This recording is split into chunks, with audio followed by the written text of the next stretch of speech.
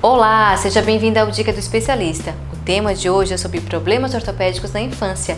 E para falar sobre o assunto, nós convidamos a ortopedista pediátrica, doutora Nadiane Becker. Olá, doutora Nadiane, seja bem-vinda à Dica do Especialista. Olá, Francine, muito obrigada pelo convite para participar aqui da Dica do Especialista. Espero que esse vídeo seja muito útil às pessoas que vão assistir a ele. Doutora, vamos falar então sobre os problemas ortopédicos na infância, né?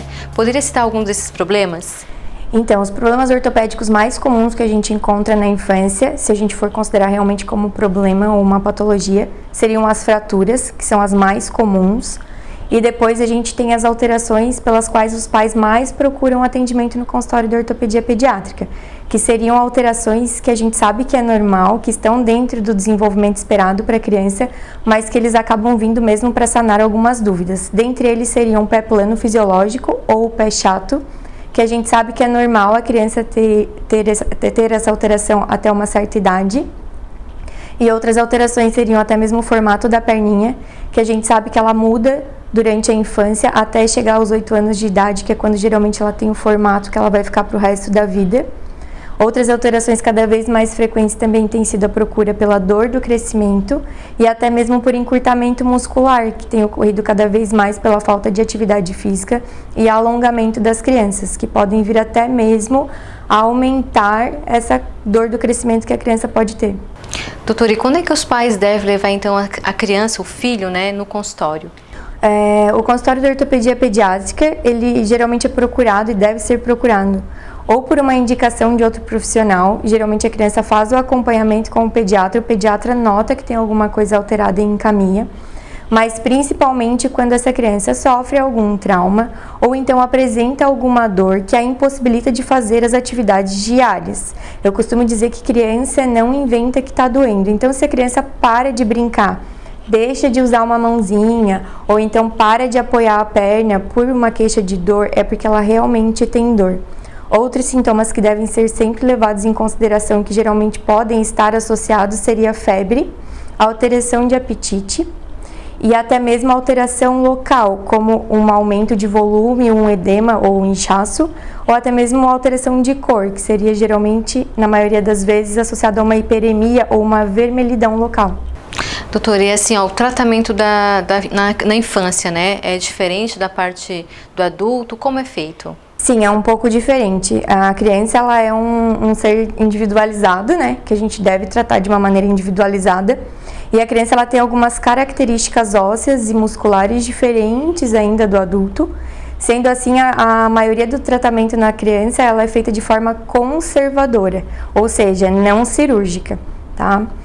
No adulto, uma fratura é bem difícil que seja feito o tratamento sem ser feita uma cirurgia. Já na criança, não. A maioria delas a gente consegue tratar ou com uma imobilização engessada ou não engessada, assim como uma tipóia, ou então uma esparadrapagem, uma tala metálica, ou até mesmo a gente faz somente uma observação. Quais as consequências de o pai, né, não levar então o filho no ortopedista pediátrico para avaliar essa dor? Então, a criança, ela, como eu falei anteriormente, ela tem algumas características ósseas que são diferentes do adulto.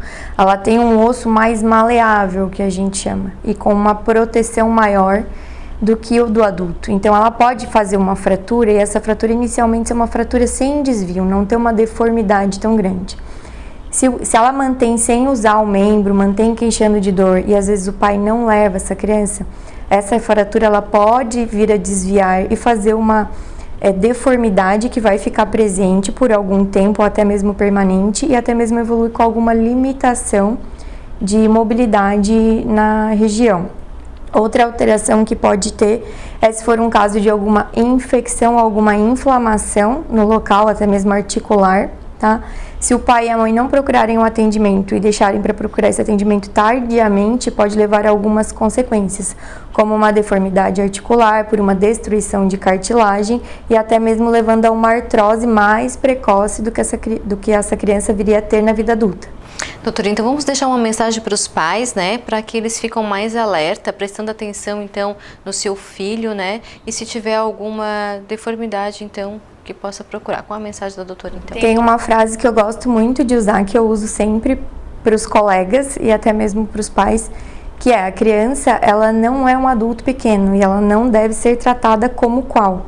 Então, assim, a criança, ela tem suas particularidades, tanto físicas quanto psicológicas, e a gente tem que entender que uma criança que tem dor, ela vai parar de brincar, vai parar de comer, vai parar de fazer as coisas que ela gosta. E a criança não inventa, ela não para de brincar por nada. Então, se ela tá parando de fazer isso, e além de tudo tem aquelas outras características que eu já falei anteriormente, associadas, assim como febre, alguma alteração local, deformidade, um inchaço ou até mesmo alteração de cor, o pai e a mãe devem sim procurar o atendimento especializado, tanto com um ortopedista pediátrico ou até mesmo um atendimento inicial com um pediatra, para ser avaliado por um profissional, porque pode ter alguma coisa associada que sim precisa ser tratada.